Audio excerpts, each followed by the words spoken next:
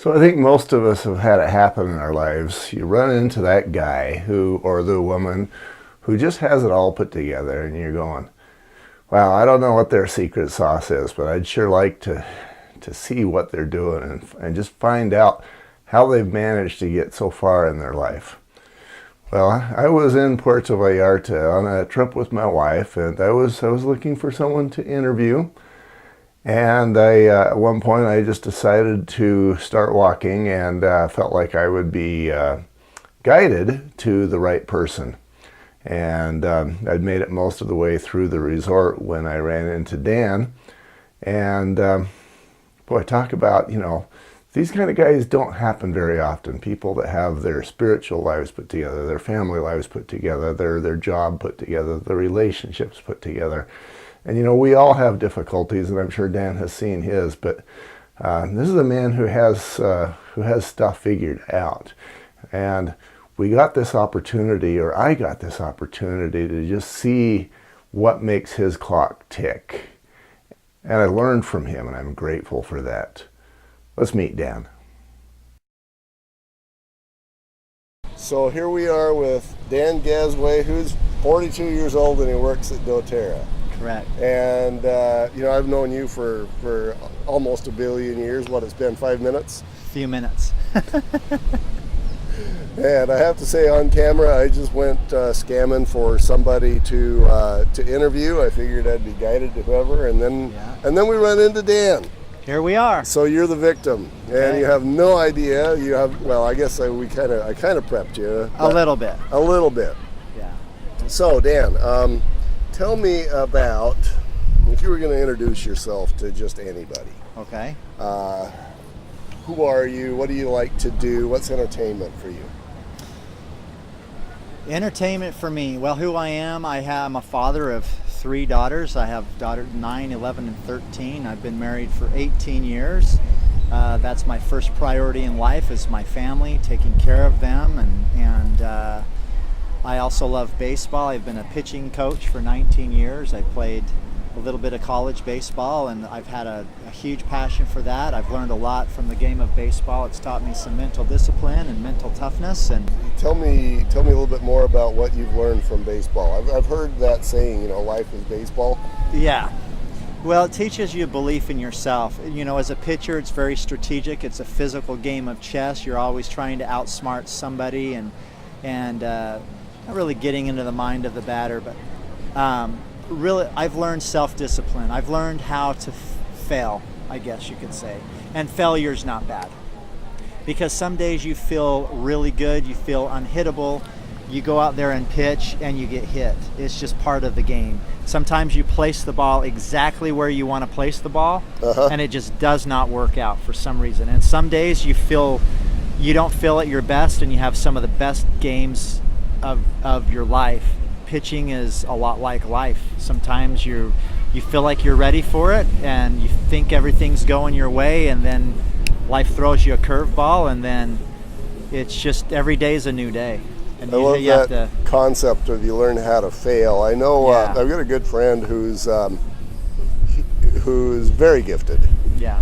And he really, I tell him that he's Stephen Covey reincarnated. Yeah. But he is so gifted that in certain areas that I guess it's some sort of a rule that he has to be less gifted than others. Yeah. And one of those is a fear of failure. Yeah. He won't let himself succeed because he's so afraid to fail.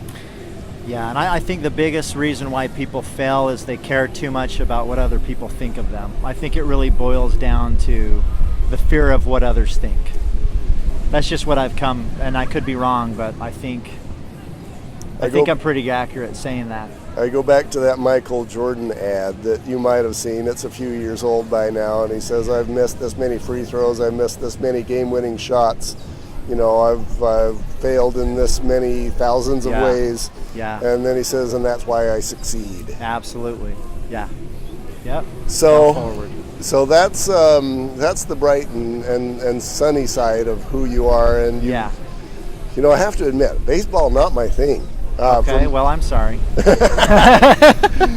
And the reason for that is I'm like, give me some action, and I want to be, out there moving and running and scoring touchdowns or whatever. Yeah.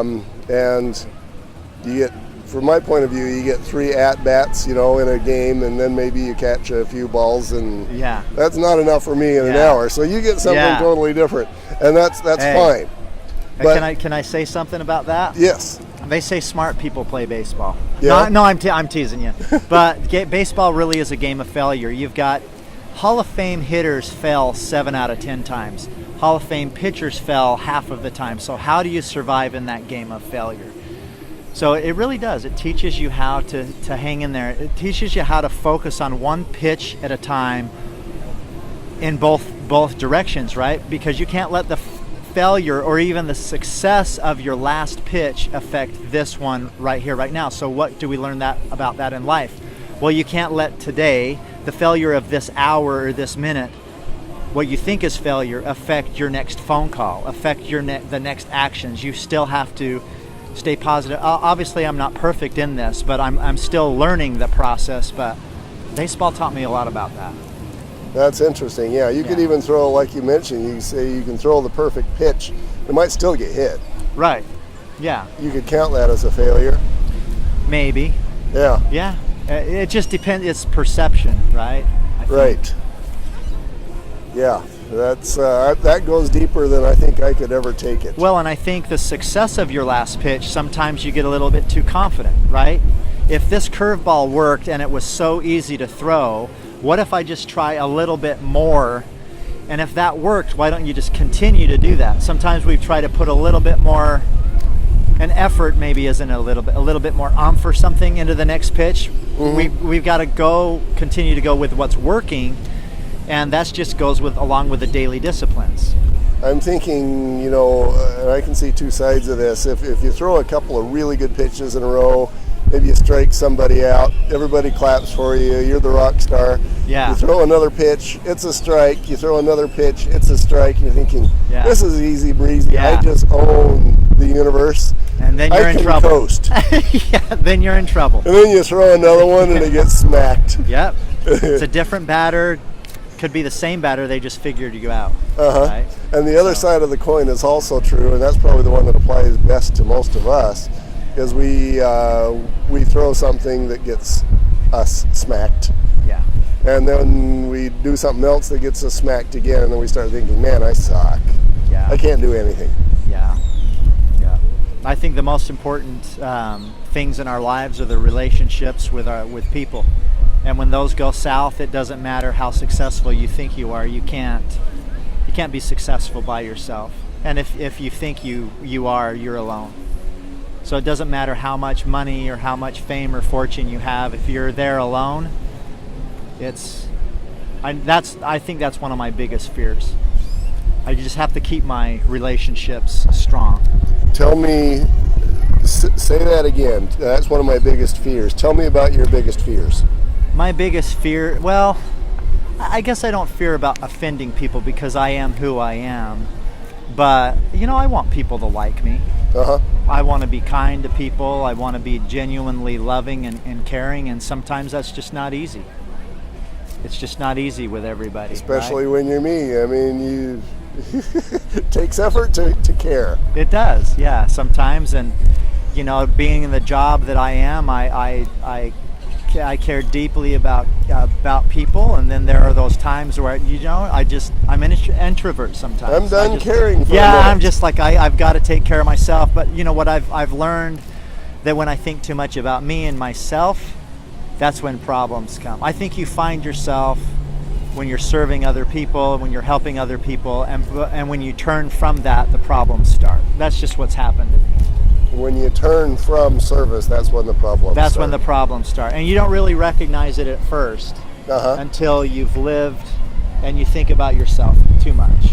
Right. And then you realize, well, I got to go back to helping other people Kinda in a goes- non-selfish way to not help yourself. So tell me about the what I call the paycheck issue and how it applies to you. So basically, the paycheck issue is, here I am, I'm the man. I go to work, I come home, I bring money every 2 weeks, and that makes the wife and kids happy, but I don't know what my role is other than to bring home the bacon. Yeah. How does that apply to you? Well, right now I've figured out a way to, I do care about finances. Money is important, you know, and we're important in that role. I want to support my kids. I've been in situations in my life, luckily I'm not there right now, where it's been hard to support my family. I've never gone without. Never gone without, but I've been, in my mind, close to never losing a house or anything like that, but feeling failure because I'm not providing as much for my family. But you know what? My kids, they don't know. When we're suffering financially a little bit, they're not aware of that. They just want to be loved. They don't want stuff. And I've learned that through good and bad times. But I am right now I'm in a good spot. A couple of years ago I wasn't, because I felt that. I would chase money. I'm just going to be honest with you. For a very long time, I would chase money and tried to do things that I didn't necessarily enjoy or like, and I wasn't happy, but the money was coming in, so I took care of my family. Well, you've got to do what you love as long as there is money there, right? There has to be there. But I don't know, I guess I'm going around in circles, but I'm in a good spot now. That's good. Yeah, I've been there and done that myself. I was working for the state Department of Transportation, making no money. Yeah. And that wasn't awesome. So I went and got a big raise doing rocket motor design. Yeah. And you'd think that would be interesting, but really all it is change orders and paperwork. Yeah. Yeah. And I came home ornery. Yeah. And I can tell you that my kids and my wife would have preferred for me to, love them. You said my kids want me to love them, and you said that was when times were hard for you. I'm going to venture out and say that they probably, that's what all they want. Yeah. Regardless. Yep. Whether the times are good or bad. Yeah. Yep. They just want that time. They want you to know that they care, that you care. Right. And there was a job that I took for 3 months. I was very unhappy, and I was making about $15,000 to $20,000 a month. After 3 months, I quit that job, and it just wasn't. I make less than that now, but I've come to terms with who I am as a person, and I know I have a vision of what I want to do. I just don't spend as much money anymore, and It's crazy how that works. My house will be paid off in a year and a half. I'll have zero bills. I don't have any car payments. So what I make now is actually more. It ends up being more because I don't have stuff. I used to want a bigger home. I used to want stuff, and I think that gets you in trouble. If you want more and more, it's not a bad thing to want stuff like that. It's not a bad thing to buy things like that. But I think it's detrimental when you don't have the means. You're trying to live a different life.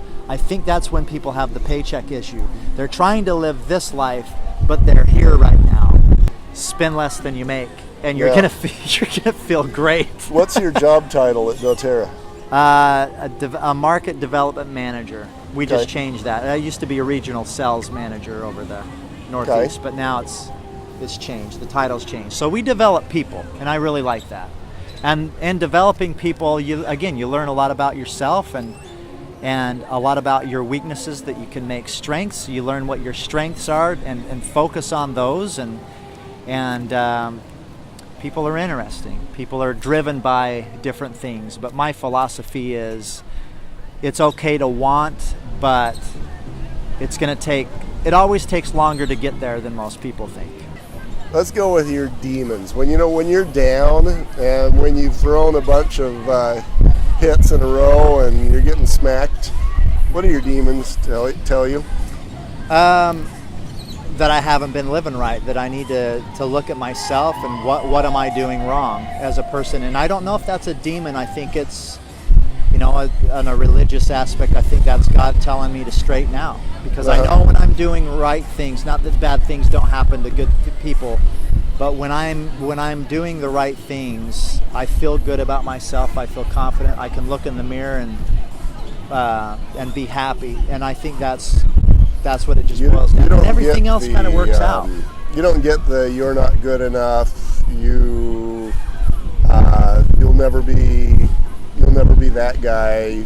That you don't get those sorts of things. Not anymore. I used to until about 2 years ago. Honestly. How did you overcome?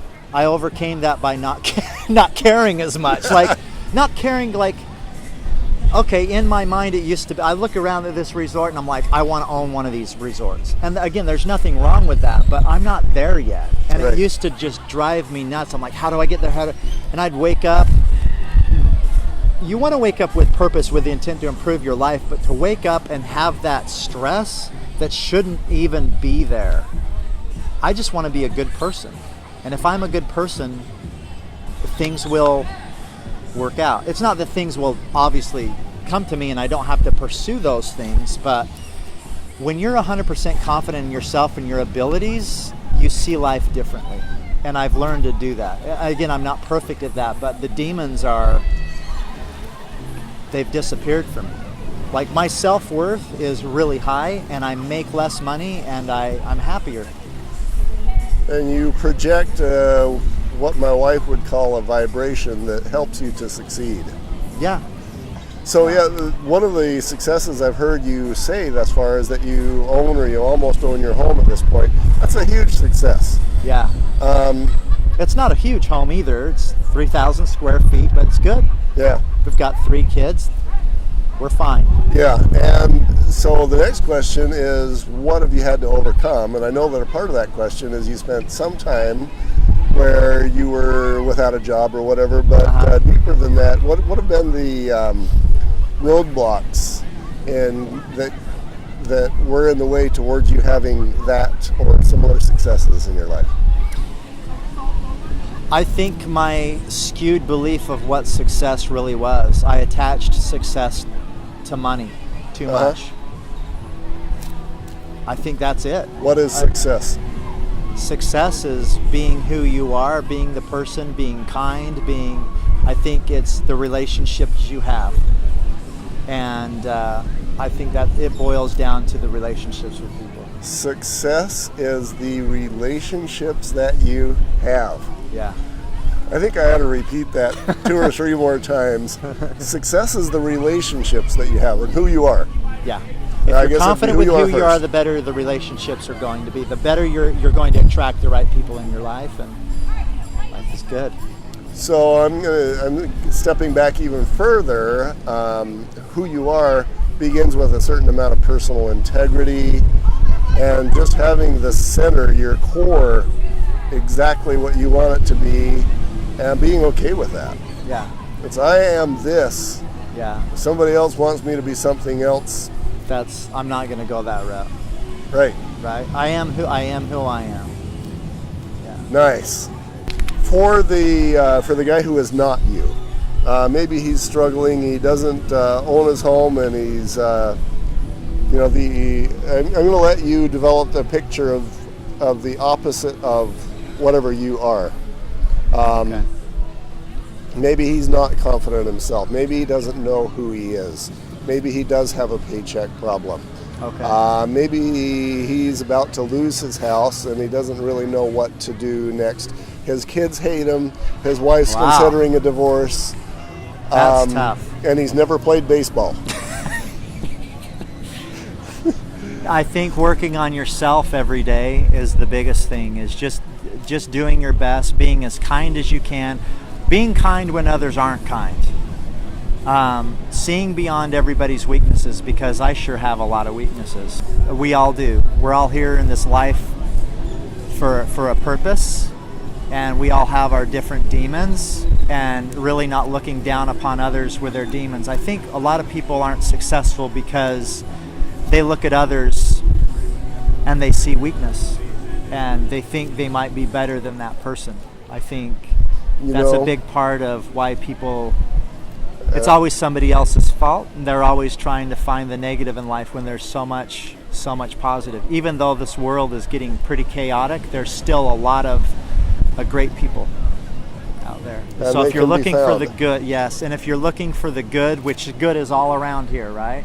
But if you're looking for the good, it's going to show up, and I think it starts there, and then you attract your wife back, then you attract your kids back. If you learn to love, you're going to be fine. Things will work out for you. Wow.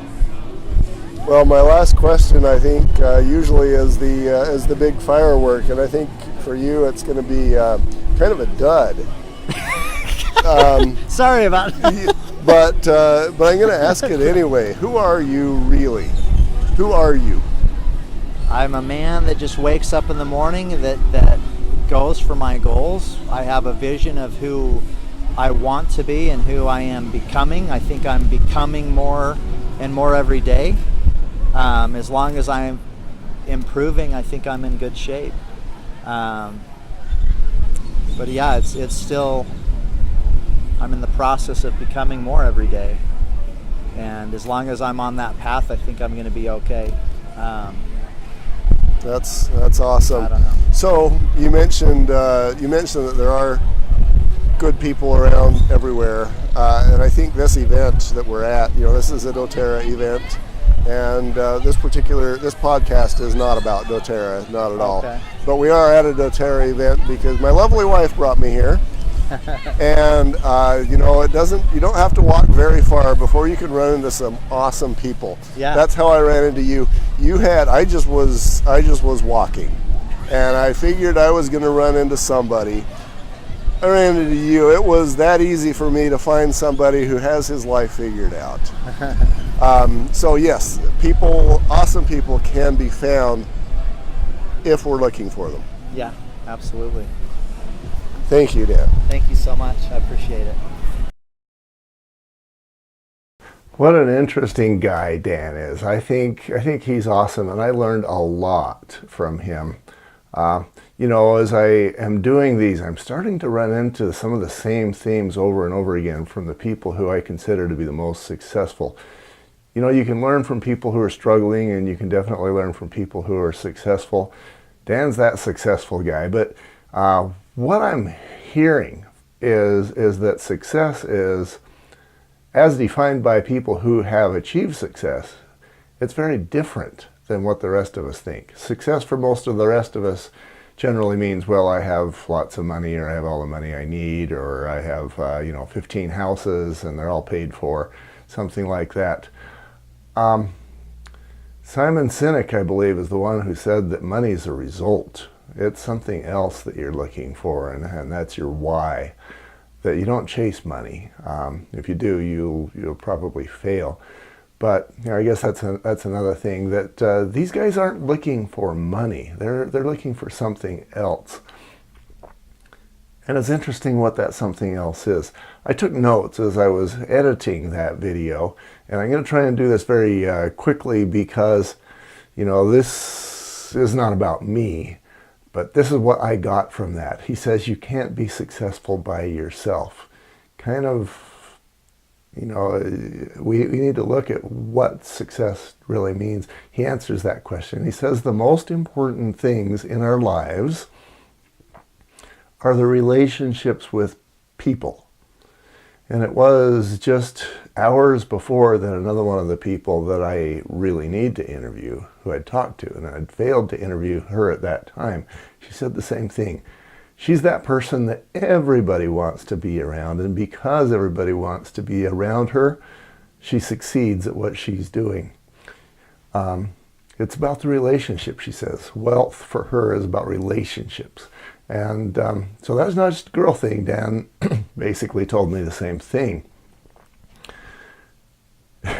Here's a guy who'll own that hotel, not that hotel, that resort someday. I'm sure he'll own that exact one. He says, I find when I think too much about myself, that's when the problems come.